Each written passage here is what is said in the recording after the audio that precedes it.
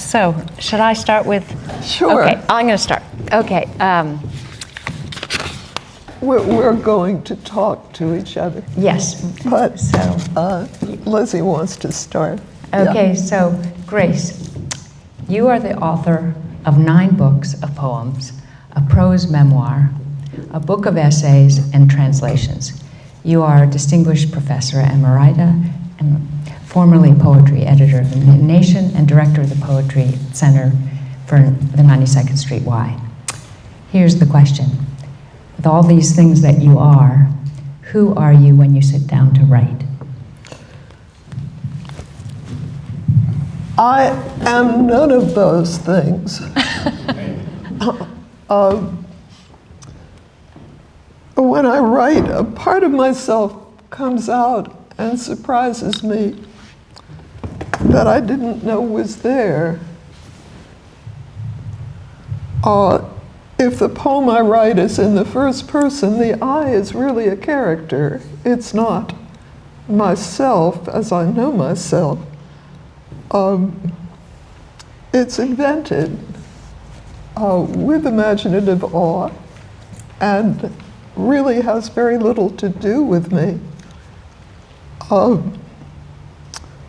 Any more than Mark Twain was Huckleberry Finn or any character.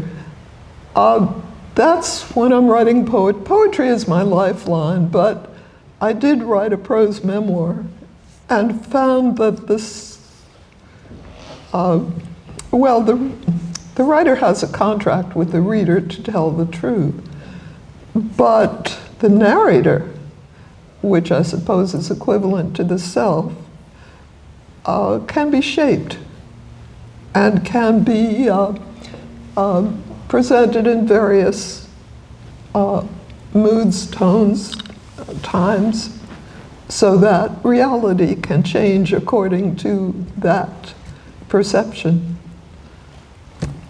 In any case, it's not the self, as I know myself, that writes. Yeah. What about you, Lizzie? Now, what about you? Who are you when you write? So, you are. Now, wait a minute. You are the author, most recently, of the beautiful novel *A Northern Light in Provence*, and previously of *The Dressmaker* and *The Runaway Wife*. You've written for many magazines, many journals. Who are you when you write? yeah, I guess I would say that I am. I'm not myself either. I'm actually almost nothing. I think that I'm just a receiver in a way. On the good days, I'm just. I guess. Yeah, I'm sort of the interior space. Ideally, the interior space is what pulls images and scenes and different lives onto the page. So, in a way, I have to get out of the way of myself in order for the fiction and the characters to come. So, I'll ask the next question. Grace, who are your major influences, your masters, your favorite writers? Gerard Manley Hopkins is my main man. He was a Jesuit priest who wrote straining the limits of his vocation and his what he needed to do in the world. And so the poems he writes are straining against the form. Brute, beauty, and valor in act, oh air, pride, plume, here, buckle from the Windhover, that kind of thing, which is utterly amazing in iambic pentameter, but forced against the frame of the iambic pentameter. I'm also indebted to John Donne, especially his holy sonnets, really for his urgency and also his use of form, which is straining against the form to a great extent. And, well, the poet I'm reading now is Charles Simic, who, I'm rereading Simic, who grew up amid wartime horrors and doesn't write primarily about horror. He writes instead in a dreamlike way. Horror forced him into dream, which I find very interesting. And of course, there's Dickinson and there's Sappho. And I could go on with this. My writing really consists of reading in so many ways. Who are your favorite writers? I would say the masters that I dwell with while I write are James Joyce, because of his inventive, original, inspired, all different methods of writing, and also Virginia Woolf with her stream of consciousness. And I grew up reading Thomas Hardy and loved his landscapes, the lyrical descriptions of Dorset landscapes. And current writers like Rachel Cusk, who I admire for her pushing beyond the boundaries of what fiction is right now. And I also admire Elena Ferrante for really tackling women intimacy and in a very honest way, and also Demon Copperfield, Barbara Kingsolver, but also the bards. I admire Grace. I have my copy of Grace's After the Dawn beside my desk, beside my writing, and Shakespeare and Rilke. But yes, Grace is an inspiration to me, I will say. How have those writers had an impact on your work? Do you feel identified with them when you write?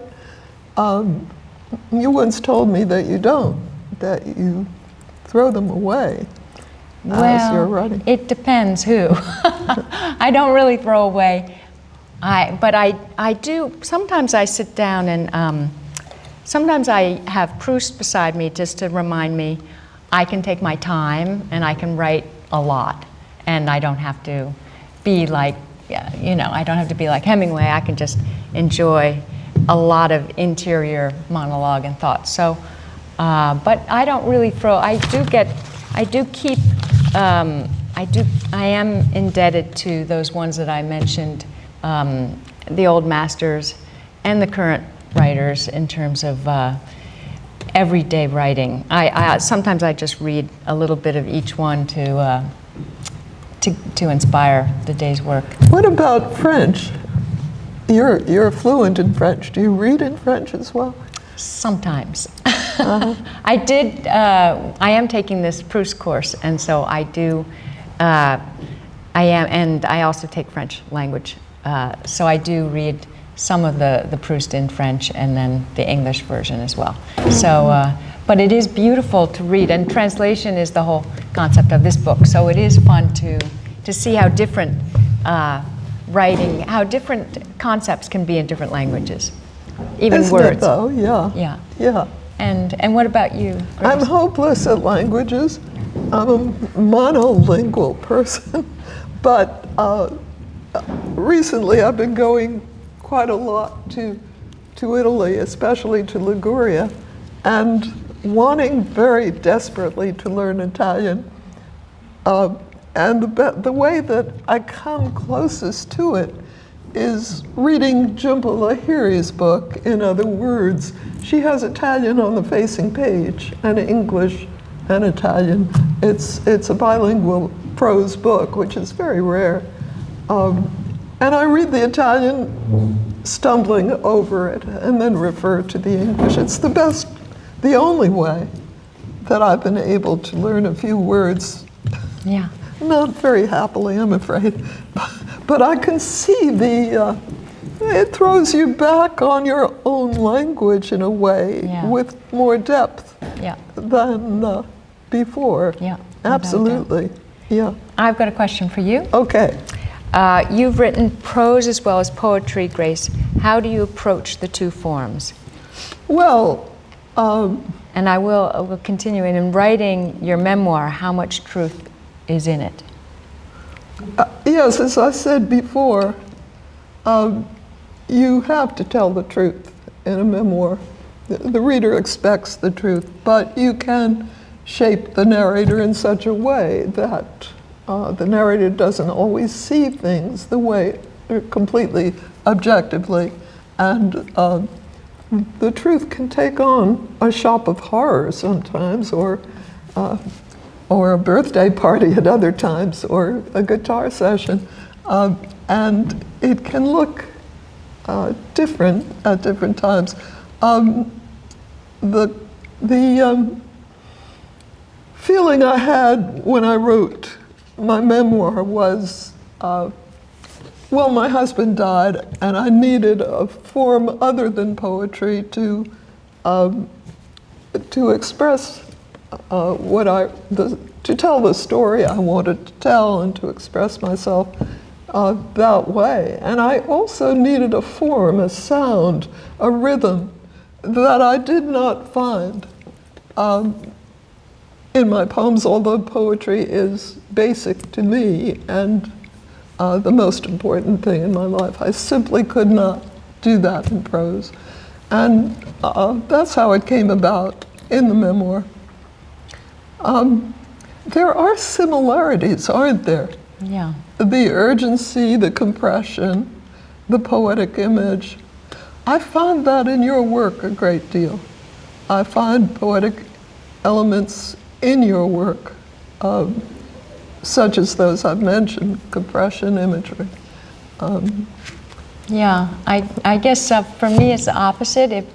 When I have something really strong, intense that happens to me, I go to poetry versus prose, because I think the poetry enables me to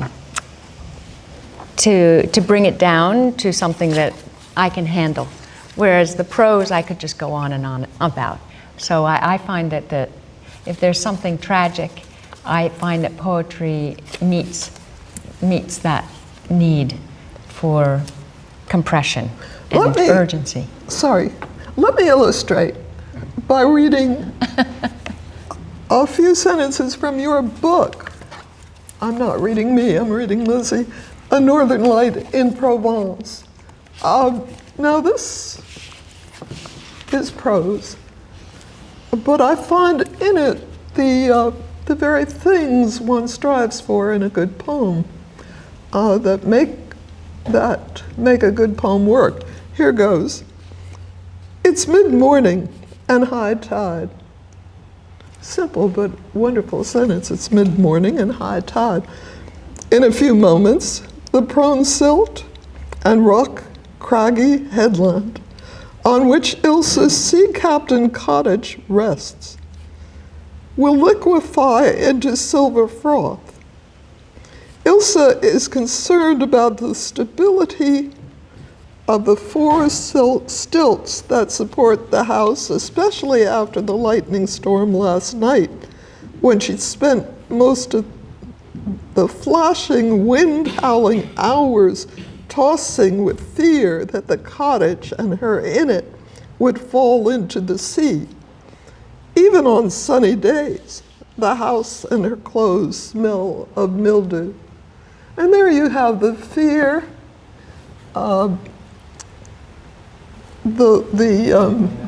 told in a series of gerund adjectives, flashing, wind-howling hours, and the fear indicated only in the last sentence of that paragraph. I find sometimes a very, very thin line that divides poetry and prose. Yeah. Well, you mentioned Joyce as one of your Yeah. masters, and I do think that Joyce writes on the borderline sometime. You don't really know whether it's prose or poetry. Without a doubt. So, Grace, how long have you been writing, and when did you start, and do you know why? My mother was a poet, and we played word games, and she kept my little poems in the back of her notebook. And but that was playful. A good, very close friend of my family was Marianne Moore, and I sent her my first poems at the age of 14, and she sent me back a letter saying, "The flawless typing shows the work to its best advantage." I was too young and too dumb to get the full significance of that letter. Only later.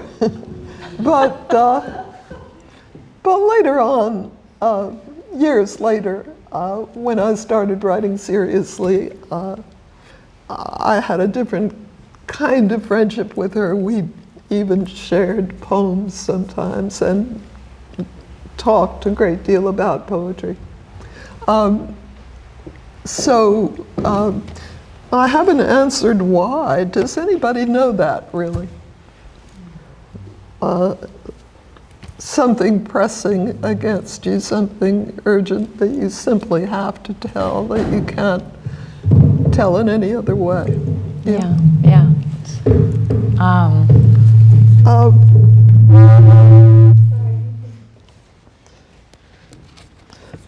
How long have you been writing? When did it start? Do you know why? I'm trying to guess too, but I started as a kid writing those like Just So stories, Jungle Book stories as a 10-year-old, and then in terms of and then I've always been writing. After that, I've always been writing since then, even more than reading. But I think I know I was thinking about the why thing because had this question, and I was thinking maybe it was growing up in in a household that did not encourage expression, that writing was a way to do it on the side it's like the secret diary thing. You get to be secret, and you get to express yourself, but in secret. Probably that's kind of a lot of it is for me. But my sister is an artist, and she, I guess, did it with art. And my other sister is a dancer, and she did it with the dancing. So I guess in a household that doesn't want to hear your opinions, it pushes you to do other things. I don't know. You're a form of rebellion. A form of some form of expression. And we'll have a question about revisions here. Okay. Because I know Grace has told me that she revises her poetry almost over years. Yeah. So I'd love to hear about that. Well, it's just an obsession. I just keep, that isn't right. I've got to do something about that. Long after they've appeared in journals sometimes and in books. I think of it as a continuous process. What about you? But when you revise, what is it that, is it the way things sound? Is it the way, what determines, and how do you know when to stop? Well, there's the rub, because you don't know when to stop, and you don't know if you're improving it. And you're writing at a different time than before. Right. And you're a different person and a different kind of writer. You don't know. You just attach to this wanting to make it as good as you can, and you just do the best you can, I suppose. Right. Yeah, what about you? And I think that the writing part is in a way the easiest part, and then the revising is the hardest part for me, because that's when you have to make it plausible and you have to make it, you have to make it worthy of, when in this digital era of people's attention and the short attention span. So really it's about editing, and I happen to have my editor in the room here. She can tell you many things, but I would say it's about a year of writing and then maybe 2 years of editing. There's just a lot of and there's another editor, 2 editors, but the editing is in a way, I've realized with this book that the editing is a creative part. I used to think of it as a non-creative, but it's really actually extremely creative. You're recreating the work so it works for the reader. Do you agree with that? Well, speaking of editors, my greatest and best editor is here in this room, and I blush to say it, because she had a way of editing just about every word I wrote. And at one point I said, "Pat, do you really like this book?" But she said, if you don't agree, don't pay any attention to it. Which reminds me of something Marianne Moore once said when she read one of my poems. She said, if you don't like my comments, if what you wrote asserts itself, pay no attention to what I've said. It's really the best way of editing, I think. But I did learn a lot from the editing process when Pat did it, and I think it stayed with me, and I try to be my own editor when I write. It doesn't always work, and I always go over it many times, but I think there's something, I know more about editing than I do about writing.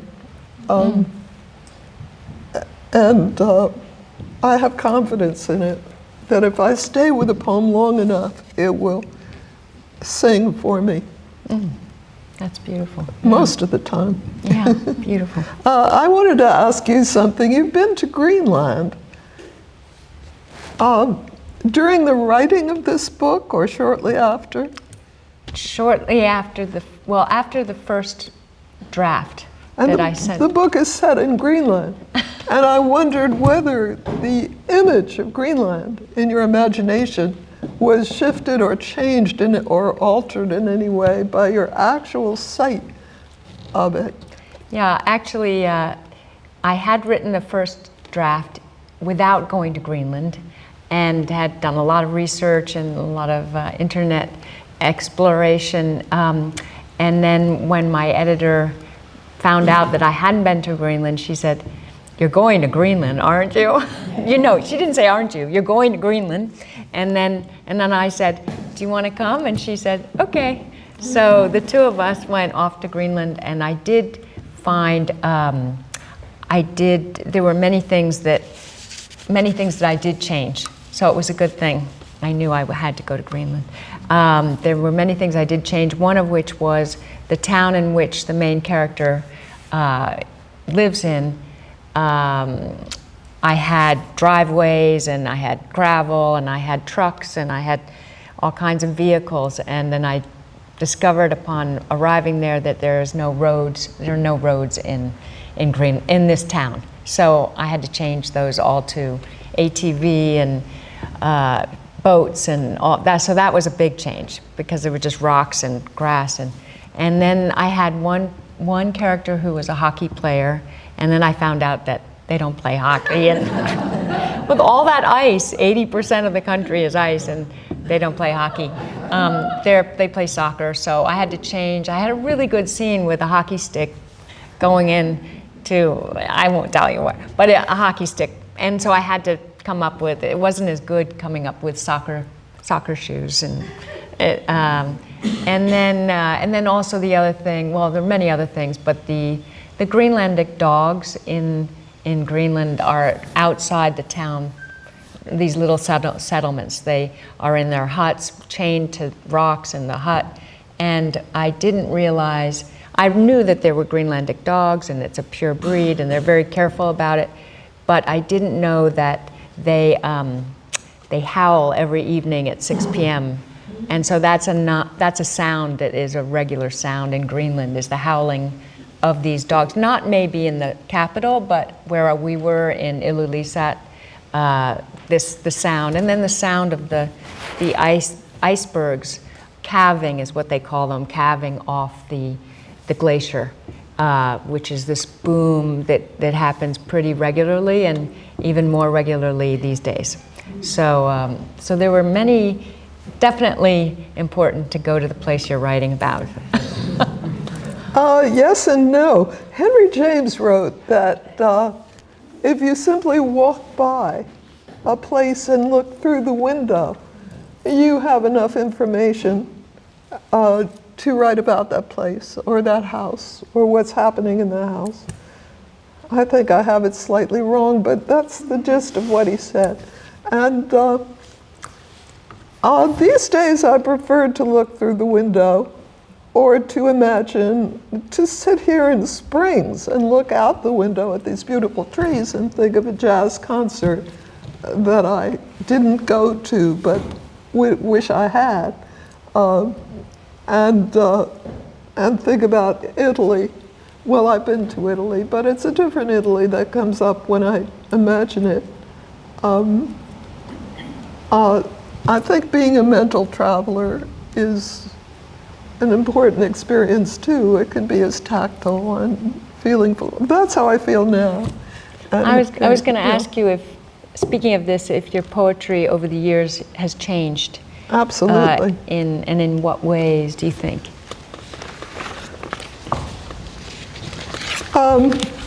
It's hard for one to say, you know.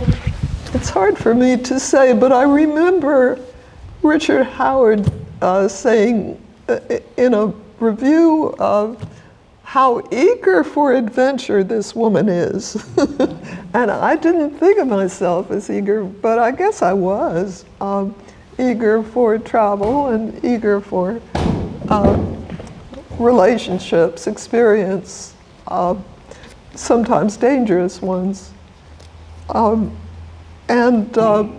that would have been in the early books, For That Day Only and Hemispheres. But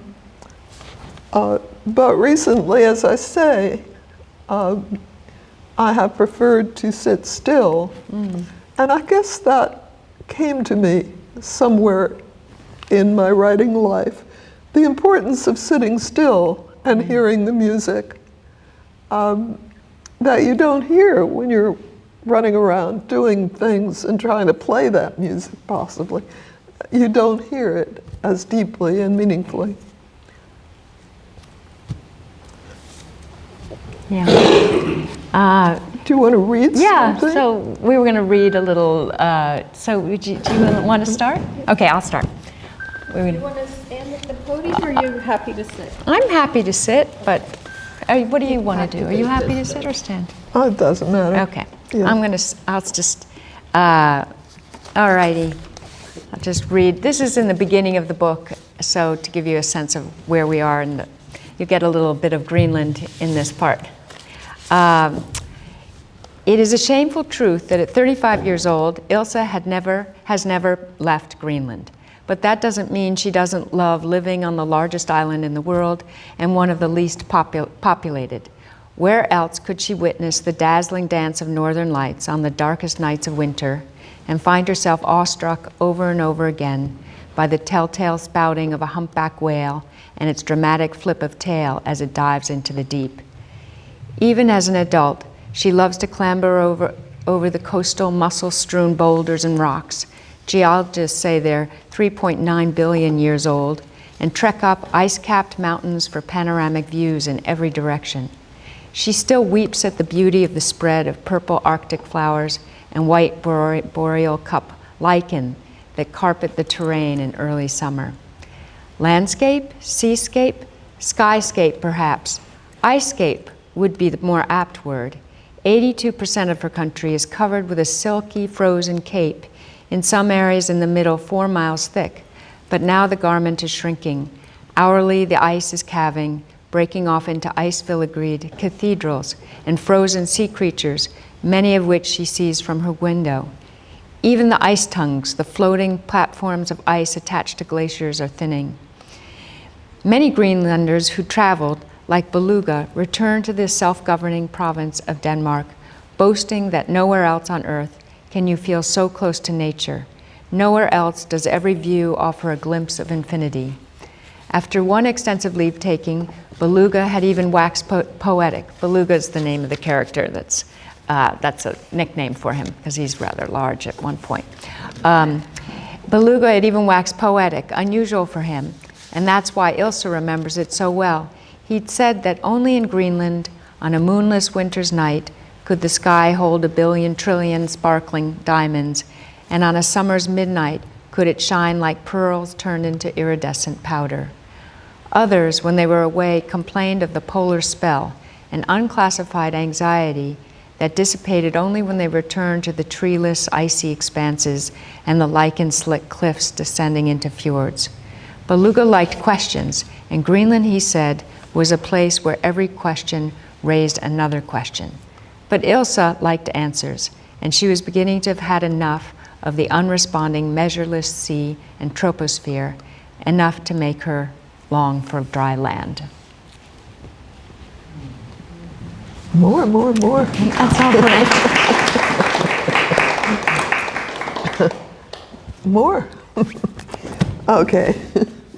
I feel very much at home here because it is a center for the arts, and I'm delighted to be in this sculpture room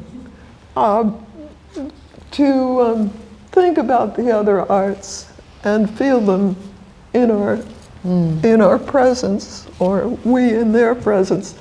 My work in the past has been very much about visual art and about music. The Paintings of Our Lives is one of my books, very much centering on visual art, and The Broken String about music and jazz and music of all kinds.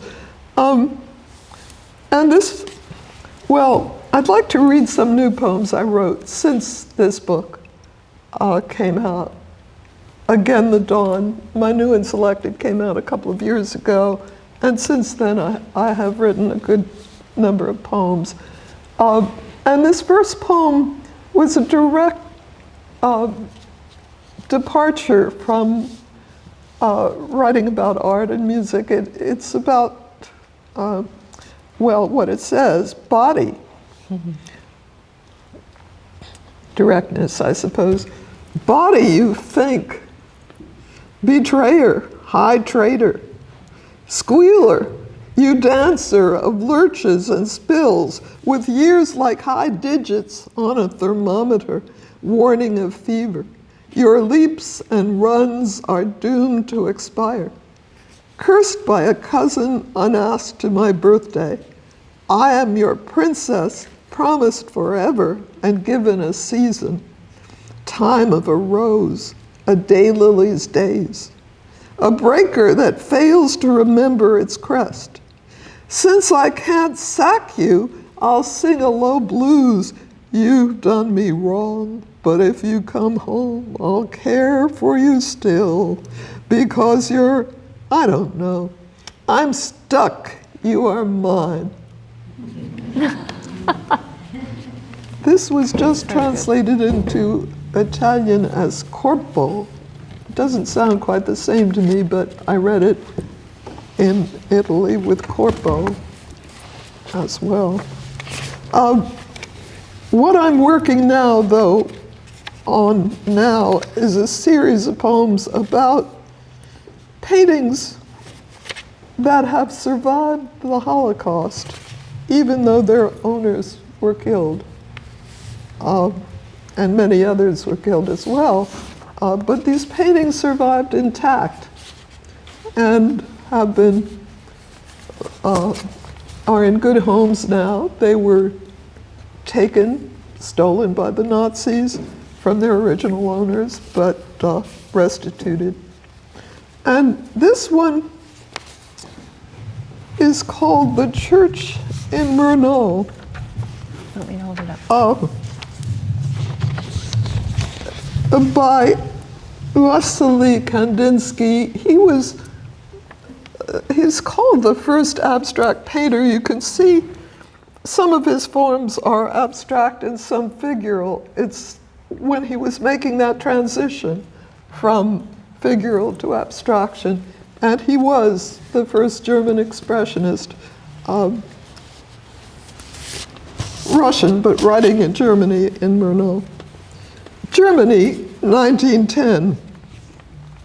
In a quiet village, Kandinsky painted wire-thin trees and paths to pearl-white houses. He wanted more. Hearing a new atonal symphony, startled by high notes fountaining in air, he raised a palette of effulgent color, fire reds, sun yellows, ice water blues, and changed what he saw. Houses swim up like sharks. Mountains ascend under radiant clouds. Stand close and you'll glide upward with those forms of a town that rises to a white blue sky.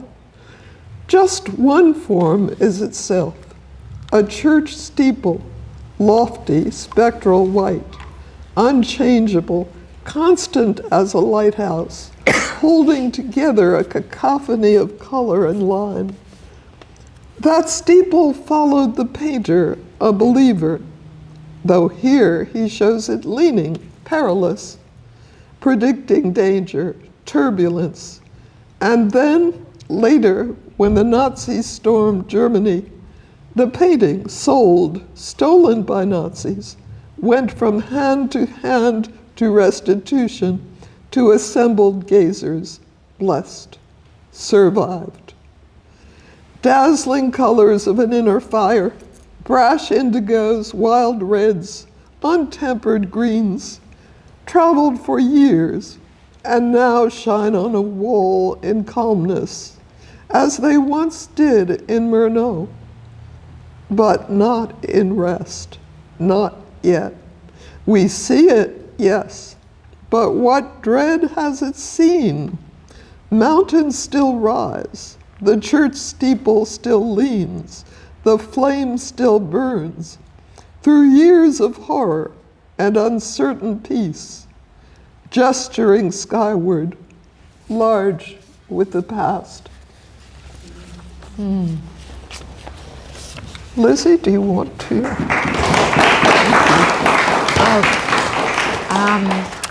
All right. Well, maybe I'll read.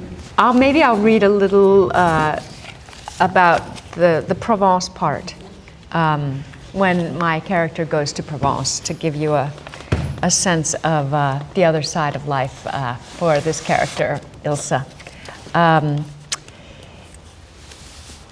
She's meeting the poet whose work she's translating.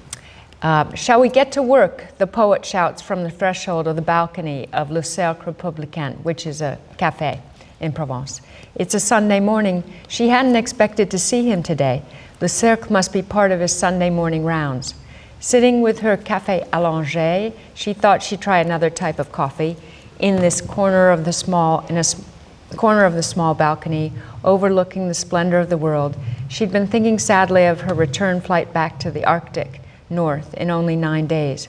There's a chill in the air, and she shivers at the thought of the frigid, damp Greenland spring. Daily coffee gallantry is lovely to witness. The poet is placing euros on the counter to pay for his and probably everyone else's espresso. In this bar tabac, it seems as if the customers rarely pay for themselves. The poet is the heart of Le Cercle, and Le Cercle is the heart of this village.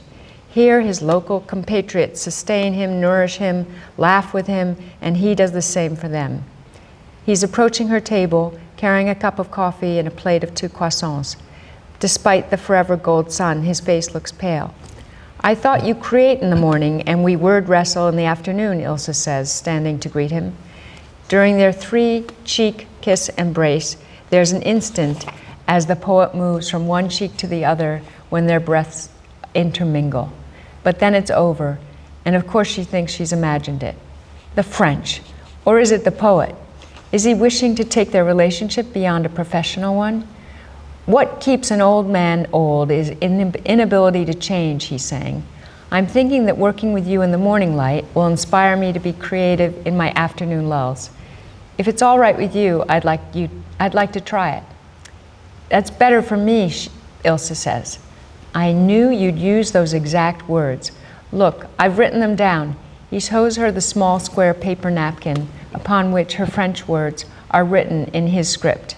He must have scrawled them at the bar when he spied her on the balcony. I'm predictable, she says, and you're a magician. It's a little guessing game I play with myself to see if I'm still tuned in as a human. You're challenging me to be unpredictable. Please don't change, Ilda Nord. Stay exactly as you are. He shoots her an intense glance under his seagull eyebrows. Just a little lighter fare.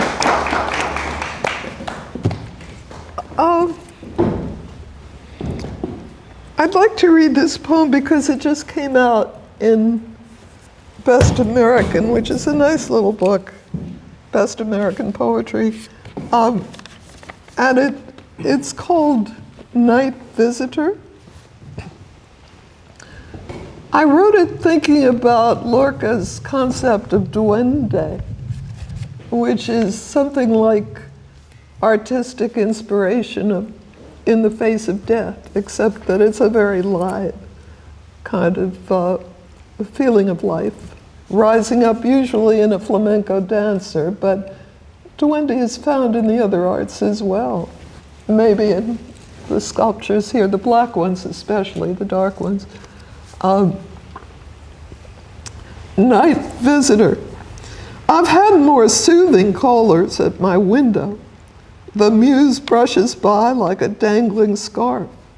The helium balloon for my neighbor's nuptials, tied to her guardrail, wafts over my way. Not him. The window demon comes at night and jabs at a guitar. The jangling discords and moonless tones call up the ferocious joy you know only after the burn of sorrow.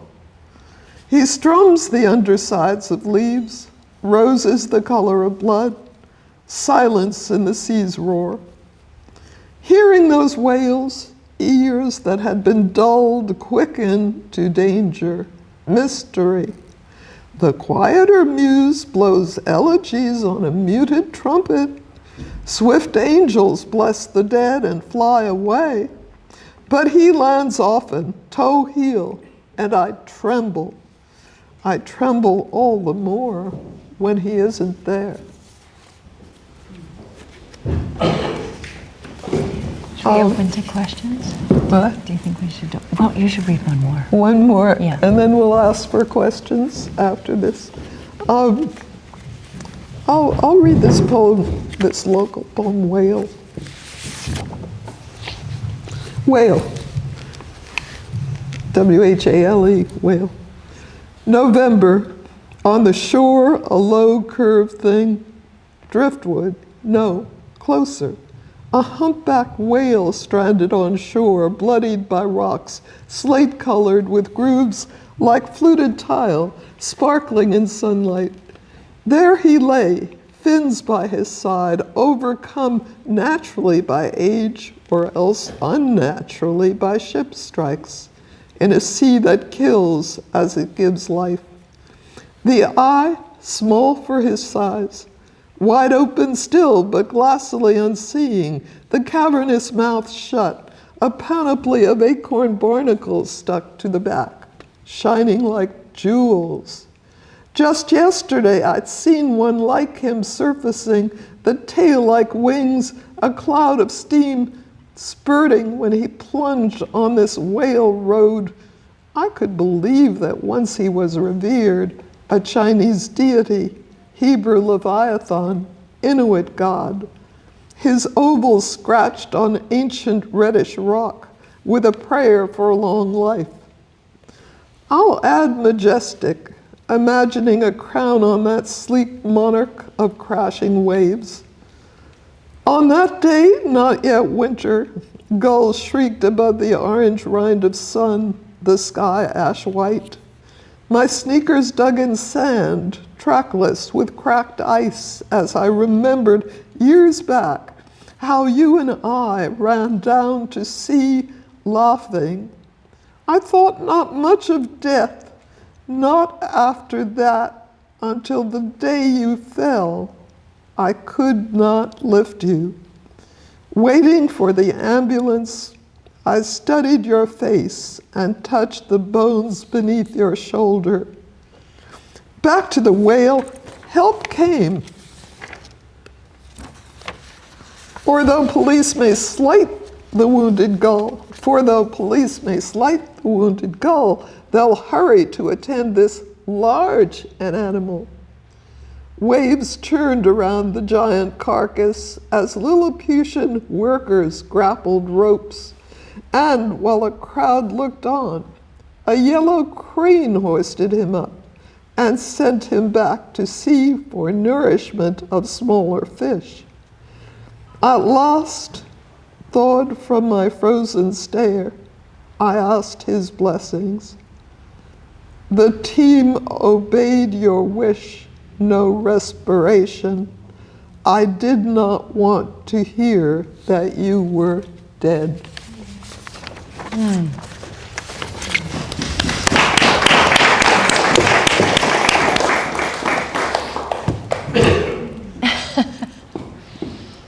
Would you like to ask us anything at all? Meredith. I have so many questions, but my first is, I believe that you read the poem Whale last year here in this barn. I'm so sorry. I forgot. No, my question is, you spoke about revision. Has the poem changed between last year and this year? Thank you for asking. Yes, it has. Mostly condensed. I took out a few stanzas. Get to the point, I kept saying to myself.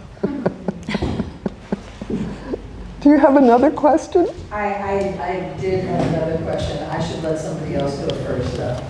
Tom. Just for Elizabeth, are most of the novels in the present tense? Most of the novels that I've written? This one? Yes, this is all in present tense. And was that a conscious decision, or like did you settle on the right tense? Did you go back and forth? I definitely, it was a conscious decision, and I guess it is more present, more urgent, and I guess I wonder if my editor would agree that so much of current fiction is present tense, to bring it to the fore, to make it more, give it more of a sense of urgency, and to feel inside the characters' minds more. But I don't know if that's the case with a lot of literature right now. I would agree. Even historical fiction is being written in the present tense, even though it's set in 1820 or something. My amazing editor is with us today. Yeah, and so if I had handed this in past tense, would you have said it's got to be present? That's a big change. I have edited books where we changed tense. I have done that, and it doesn't just change the verbs. You know, of course, it has a larger effect than that. But I think for a contemporary setting, it's just the present tense these days seems to just be right. Makes it easier to write, I think, just because you're in it. I'll go back to my other question. My other question was, I was interested in poetry versus prose, how much research goes into your work. You're writing about a whale, do you research about a whale? You're writing about Greenland, do you research about Greenland? Like, how much research goes into each of your works? So it's a question for each of you. Okay, I'll start because I did have 4 piles of research. I had Provence, which I knew the most about. I had a Greenland pile. I had a troubadour pile. And then I had a Provençal translation pile. And I had, those are all books and research and also talking to experts. And so it definitely, this book involved a lot of research, especially the 12th century troubadours, which was a whole nother world for me. But I did think, okay, next book, why don't I just stay closer to home? And then I don't have to get it all so right about the past. But yeah, there was a lot of research, this one. And Grace? I wouldn't call it research, but when I'm not writing, I'm reading. And very often I'll get really passionately attached to what I'm reading. And that will stay in my head for some time. It will send me off into another completely other realm, into another story. But I call that research in a way. Yeah. What are you reading now? Charlie Simics. I found that I had to give a talk on him for the Academy, and I couldn't put his books down. He's wonderful. He writes about the horror of the Nazis and Stalin moving him and his family from Yugoslavia. He was in danger every day, but he doesn't write about it. He experienced that. He writes instead of outlandish, outrageous images that somehow cohere. And you get a sense of the horror from them, but also a sense of the escape into the imagination. He's a wonderful writer. I'm reading Charlie Simic, and I'm reading, I'm reading T.S. Eliot, rereading T.S. Eliot's poems because I'm going to the T.S. Eliot House in next week in Gloucester, and I wanted to see where I'm going. Hi. You said something very interesting. I'd like to ask both of you this question. You said, is it Elizabeth? Yeah. That to write for the present day audience with such a quote unquote short attention span. At least I thought I heard those words. Yeah. Short attention span. And quite frankly, I don't remember what you said after that. Okay. But here is the question I'm asking both of you. So with that said, and certainly it's true, presumably based on how the pace at which and the way we receive and the pace at which we receive information, if that's true, how is it that poems, which are by definition fairly short, relative to novels, how is it then that I would presume, I'll say something, I hope it's true, that more people in America read novels than read poetry. But a poem could be, digested, absorbed, appreciated, to elevate the reader in 5 minutes, but a book might take 15 hours. So how do we explain that contradiction? That's the question to both of you. Can I answer first? What I'm guessing is that poetry is harder. So for someone to pick up a poem, it takes a little more work, not work, but a little more, well, certainly more dissecting and a little more, don't you think, bringing yourself, not necessarily, I mean, there can be poems just like Body, and Grace's poetry is instant tingle, body tingling. But I think that, is that true, Grace? Do you think that the prose is Harder? The prose is in a way easier, given that I think our childhood, that we grow up with stories more than we do with prose. And that in the old days, I guess, with Homer, you were growing up with poetry, and you were used to the sound but I think now it's, I don't know, is that an attempt I have another to answer to it. I think we think this is all the time there is, the time we're living in, but actually we're just a pinpointed time. In the 19th century, they were reading poetry and not novels. In the Elizabethan period, they were reading poetry and 1 or 2 novels, perhaps. I think it's just the time we're living in, really. As for hard or not hard, well, as I've said, I think there's a very fine line between poetry and prose. I think that the King James Bible, Joyce's Ulysses, purport to be in prose, but I find them poems actually. And I don't know the difference some of the time. It so depends on the work itself. It's a good question. Yeah. Yeah, I was wondering if you could speak a little bit more, each of you, to the process. If you could speak a little bit more to the process. I know, like, for each of you, Grace, you mentioned that you are often surprised, you know, that, so I'm just wondering about that process. Like, do you have a rough outline in your mind? Do you have an ending? Or, because I'm thinking about Frost's line, education by poetry, like ice melting on a hot stove, like he doesn't know where it's going to lead exactly. But I'm wondering sort of if you could articulate a little bit about, you know, do you have something in mind and then just gets blown away, or? Do you want to start with this? Well, for me, there's no fun unless there's surprise. And it's not really writing unless I'm surprised by it. Yeah, sometimes I'll start with an idea, or usually with a line in my head or an image, or a few lines. And the writing of it will take it to a new place that I hadn't thought of entirely. But I seldom plan what I write in advance, or if I do plan, it doesn't stay with me, it doesn't stick. Was that your question? Yeah, so you sort of start with something and then it takes you somewhere. And I write early in the morning before I'm fully awake, going from dream to dream. Yeah. And I guess I usually start with a character. I start with a character, and the character, in a way, informs the plot.